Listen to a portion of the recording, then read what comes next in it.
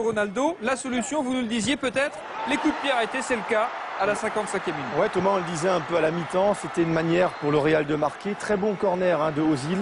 Et là, on voit que Ronaldo n'est pas seulement un joueur de foot qui fait des dribbles, c'est aussi un athlète de haut niveau. Parce que regardez, il est au duel avec Busquets qui fait 1m90, il gagne son duel de la tête et il marque le premier but pour le Real. 1 minute 15 plus tard, très exactement, quasiment dans la foulée du but de Cristiano Ronaldo.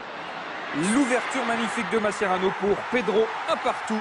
On joue la 56e. Alors là, super ballon de Mascherano, mais ce qu'on peut dire quand même, Thomas, regardez, Coentrao, le Portugais qui se fait avoir, il doit être plus à l'intérieur pour bloquer ce ballon. Malheureusement, c'est un peu une erreur de débutant dont profite Pedro. Il faut quand même souligner le super contrôle pied droit de Pedro qui lui permet après de marquer. 62e minute, encore une belle action des Catalans, une belle action de Léo Messi qui va tenter de toucher cette balle. Oui, là on voit encore un peu la vague barcelonaise qui met en danger le Real de Madrid, mais là ils n'arrivent pas à marquer sur cette action-là. 69e minute, la possession toujours du côté catalan.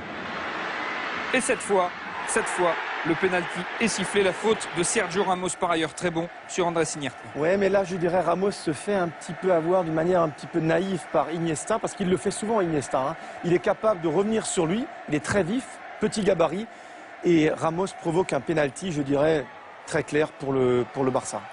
Il est magistralement frappé par Léo Messi, 70e minute, 2-1. Le Barça prend l'avantage dans cette rencontre. Ouais, le Barça Messi très présent sur ce pénalty parce qu'il en a raté quelques-uns l'année dernière.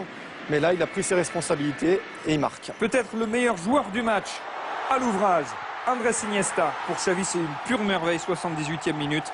3-1 pour le Barça. Thomas, jeu parfait du Barça. C'est ça le Barça qu'on connaît, qu'on voit tous les week-ends dans la Liga. Avec bien sûr Iniesta, très technique, super appel de Xavi. Et bien entendu, tous les défenseurs sont concentrés sur Iniesta. Voilà, une maîtrise totale de Xavi. Regardez, il lève la tête, il voit l'ouverture sur son pied droit, il ouvre son pied. Et bien entendu, c'est impossible pour Iker Casillas de stopper la balle. Iniesta, Xavi, 3-1 pour le Barça, c'est juste une pure merveille. Et en fin de rencontre, une action complètement folle. Le Barça domine dans cette rencontre, toujours et encore, se crée une occasion énorme, sans doute une balle de 4-1. La parade d'Iker Casillas devant Léo Messi. Et dans la foulée, je vous laisse commenter cette action. On va avoir une erreur grossière, fatale de Victor Valdés. Oui, Thomas, donc belle action. Là, on voit Victor Valdés qui récupère la balle. Il fait un mauvais contrôle. Il peut encore dégager le ballon. Et là, encore une fois, il a très confiance dans son pied droit parce que c'est un joueur très technique, malgré son poste de gardien. Il fait quand même une grosse erreur. Ça permet à Di Maria de marquer le deuxième but pour le Real, pour finalement avoir un score très flatteur quand même pour le Real après ce match. On le voit, regardez, il peut dégager la balle malgré son mauvais contrôle. Il fait un deuxième mauvais choix. Et Di Maria, regardez. Alors là, premier mauvais contrôle, voilà. Il peut dégager, il ne le fait toujours pas. Deuxième erreur du gardien de Barcelone.